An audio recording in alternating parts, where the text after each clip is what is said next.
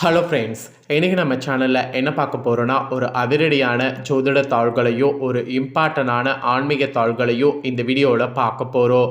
யாருக்கு பார்க்க போகிறோன்னா, சிம்மம் ராசிக்காரங்களுக்கு பார்க்க போகிறோம். ஸோ என்ன பார்க்க போகிறோம் அப்படிங்கிறத ஃபஸ்ட்டு இன்ட்ரோவில் ஷேர் பண்ணுறேன், வாங்க பார்ப்பீங்க. தை பிறந்தா வழி பிறக்கும் அப்படிங்கிற பழமொழி எல்லாருமே நம்ம வாழ்க்கையில் கேள்விப்பட்டிருப்போம். இந்த பழமொழி கேள்விப்படாதவங்க யாருமே இருக்க மாட்டோம். அந்த மாதிரி தை மாதம் ரொம்ப சிறப்பான தமிழ் மாதமாக கருதப்படுது. 12 மாதங்கள்லேயே இந்த மாதத்துக்கு மட்டும் நிறைய சிறப்பு இருக்குது. காரணம் என்னென்னா, தமிழர்களுடைய திருநாளான பொங்கல் பண்டிகை இந்த மாதத்தில் தான் வரும். தையுடைய முதல் நாள் பொங்கல் விழா, தை 2ஆம் நாள் மாட்டுப்பொங்கல், தை 3ஆம் நாள் கரிநாள், இந்த மாதிரி நிறைய சிறப்பு தினங்கள் தையில் ஆரம்பத்தில் வரும். இது மட்டும் கிடையாது, தையில் வரக்கூடிய பூச நட்சத்திரம், தையில் வரக்கூடிய பௌர்ணமி, தையில் வரக்கூடிய அமாவாசை, தை வெள்ளி, இந்த மாதிரி நிறைய சிறப்பு தினங்களும் இருக்குது. இப்போ தைப்பூசம் தை பௌர்ணமியானது வருகிறது. என்னைக்குன்னா பிப்ரவரியுடைய முதல் நாள், பிப்ரவரி 1ஆம் தேதி கரெக்டாக தையுடைய 18ஆம் நாள் ஞாயிற்றுக்கிழமை தை பௌர்ணமி தைப்பூசம் ரெண்டுமே இருக்குது. இந்த சிறப்பான நாட்களில் கிரகங்களிடையே ஏற்படக்கூடிய மாற்றங்களால் ஒவ்வொரு ராசிக்காரங்களுக்கும் தலையெழுத்து மாறும். அப்படி மாறக்கூடிய தலையெழுத்தை அந்தந்த ராசிக்காரங்க தெரிஞ்சு பயன்பெறணுங்கிறதுனால ஒவ்வொரு ராசிக்கும் என்ன பலன் கிடைக்குங்கிறத ஷேர் பண்ண ஆரம்பிச்சிருக்கேன். அதில் இன்றைக்கி இந்த வீடியோவில் சிம்மம் ராசிக்காரங்களுக்கு ஷேர் பண்ண போகிறேன். சிம்மம் ராசியில் பிறந்த நேயர்கள் யாராக இருந்தாலும் இந்த வீடியோவை ஸ்கிப் பண்ணாமல் பாருங்கள். உங்கள் ராசியை சேர்ந்தவர்களுக்கு இந்த தைப்பூசத்துலேருந்து என்ன மாதிரியான பலன்கள் கிடைக்கும் அப்படிங்கிறத தெரிஞ்சு அதற்கேற்ப நடந்து பயன்பெறுங்க. அதுக்கு முன்னாடி தைப்பூசம் சாதாரண பூசம் கிடையாது. இந்த தைப்பூசத்தில் இந்த பரிகாரம் செய்திங்கன்னா உங்களுடைய ப்ராப்ளங்கள் சால்வ் ஆகும் என்பது ஆன்மீக ரீதியாக சில தாள்கள் குறிப்பிடப்பட்டிருக்கு.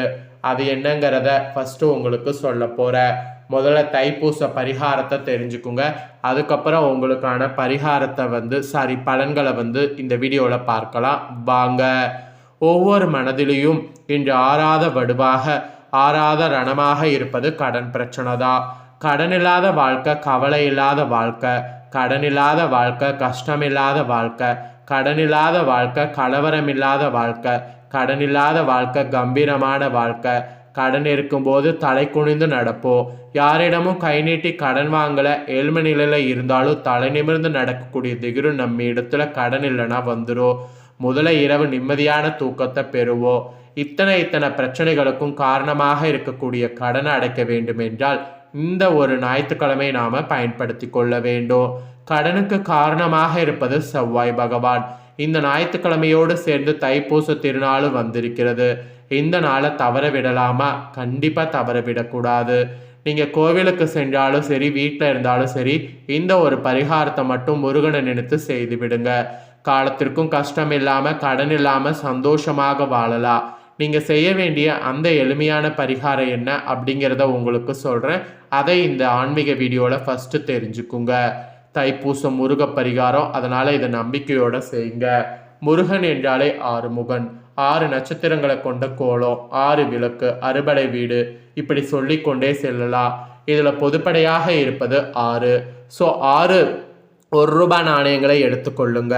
செவ்வாய்க்குரிய நிறம் சிவப்பு நிறம், புது துணியாக இருக்க வேண்டும், காட்டன் துணியாக இருக்க வேண்டும். சதுர வடிவில் ஒரு துணி புது ஜாக்கெட் பிட்டை நீங்கள் வீட்டில் இருந்ததுன்னா கூட வெட்டி எடுத்துக்கொள்ளுங்க. ஜாக்கெட் பிட் காட்டனில் இல்லை என்றால் லைனிங் துணி கூட வெட்டி எடுத்துக்கொள்ளலாம், தவறு கிடையாது.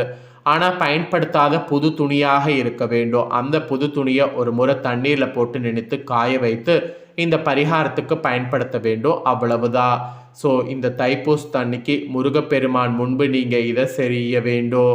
வீட்டில் இருந்தாலும் சரி, கோவிலில் இருந்தாலும் சரி, உங்கள் முன்பு ஒரு முருகர் படம், முருகர் சிலை, வேல் எது இருந்தாலும் சரிதான். அந்த இடத்துல அமர்ந்து 6 ₹1 சிவப்பு துணியில் வைத்து முடிச்சு போட்டு கட்டி கொள்ளுங்க.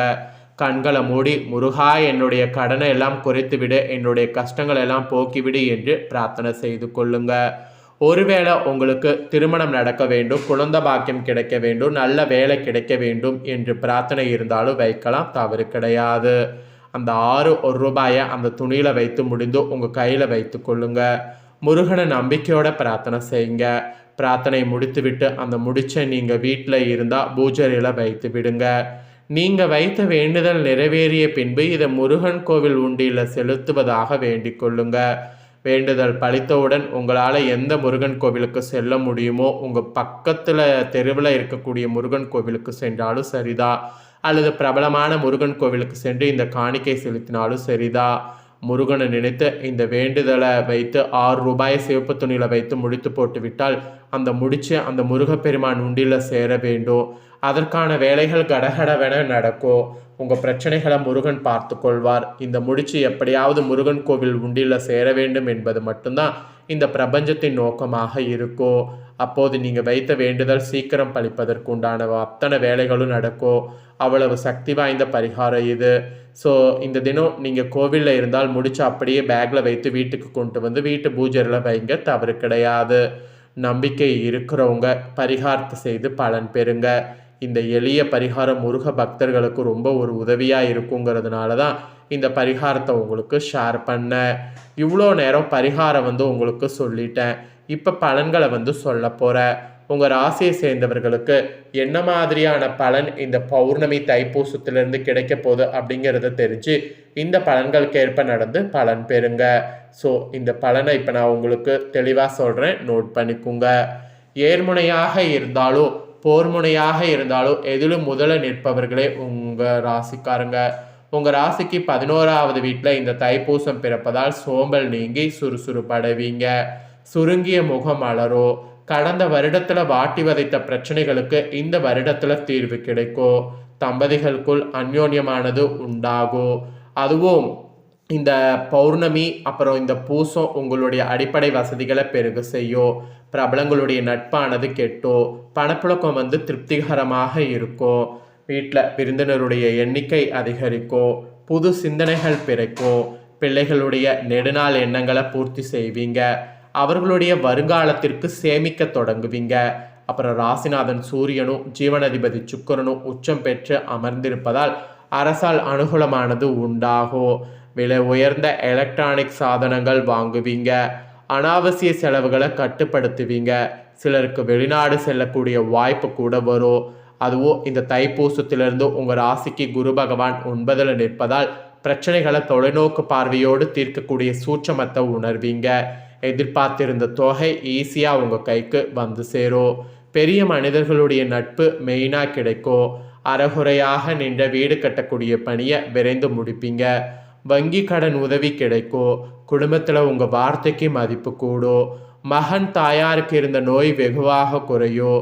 எதிர்த்தவர்கள் நண்பர்களாக மாறக்கூடிய அளவுக்கு உங்களுக்கு மாற்றம் ஏற்படும். அப்புறம் இந்த தைப்பூசம் முடிவு வர குரு 10வது வீட்டில் நுழைவதால் சில நேரங்களில் ஏமாற்றங்களையும் உணர்வீங்க. சட்டத்துக்கு புறம்பான வகையில் செயல்படுவர்களோடு எந்த நட்பும் வேண்டாம். தர்ம சங்கடமான சூழ்நிலைக்கு ஆளாவீங்க. உங்கள் திறமையையும் உழைப்பையும் வேறு சிலர் பயன்படுத்தி முன்னேறுவாங்க. முக்கிய கோப்புகளை கையாளும் போது அலட்சிய வேண்டாம், அது உங்களுக்கு பெரிய ஆபத்தில் முடியும். இந்த பௌர்ணமி தைப்பூசம் முழுக்க சனி உங்கள் ராசிக்கு 7ல் அமர்ந்து கண்டக சனியாக தொடர்வதால் முன்கோபங்கிறது அதிகமாகும். கணவன் மனைவிக்குள் வீண் சந்தேகம் சச்சரவுகள் வரும். திருமண முயற்சிகள் தாமதமாக முடியும். முக்கிய காரியங்களை மற்றவர்களை நம்பிவிடாமல் நீங்களே நேரடியாக சென்று முடிப்பது நல்லது.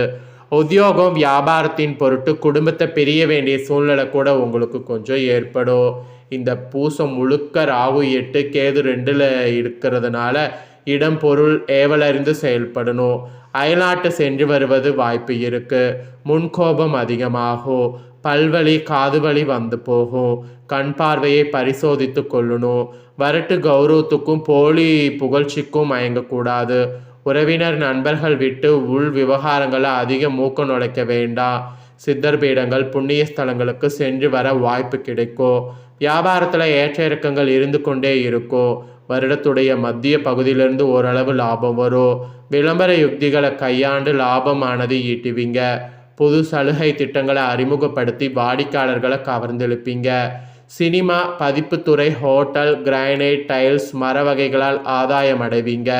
பங்குதாரர்களால் உங்களை புரிந்து கொள்ள மாட்டார்கள். அதனால் அவங்கக்கிட்ட கொஞ்சம் உஷாராக இருங்க. அதுக்கப்புறம் உத்தியோகத்தில் வேலை சுமை அதிகமாகும்.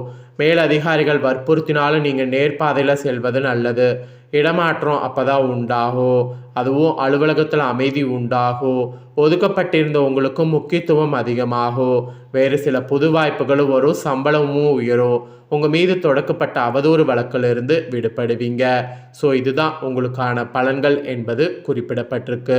ஸோ என்ன பலன்கள் பெறுவீங்களோ அதை தெளிவாக இந்த வீடியோவில் வந்து ஷேர் பண்ணிட்டேன். ஷேர் பண்ணதை நீங்கள் தெரிஞ்சிருப்பீங்க. தெரிஞ்சதுக்கேற்ப நடந்து பயன்பெறுங்க. இதை நீங்கள் பார்த்தது போல் உங்கள் ஃப்ரெண்ட்ஸ் ஃபேமிலியில் இருக்கவங்களும் பார்த்து பயன்பெறணும்னு நினச்சிங்கன்னா வீடியோ லைக் பண்ணி ஷேர் பண்ணுங்கள். உங்கள் ஃப்ரெண்ட்ஸ் ஃபேமிலியில் இருக்கிறவங்களும் சிம்மம் ராசிக்காரங்க பார்த்து பயன்பெறட்டும். இதே போல் புதிய தகவல்களை தெரிந்து கொள்ள சேனலை சப்ஸ்கிரைப் பண்ணுங்கள், கூட பெல் பண்ண ப்ரெஸ் பண்ணுங்கள். நெக்ஸ்ட்டு வேறொரு வீடியோவில் சந்திக்கிறேன்.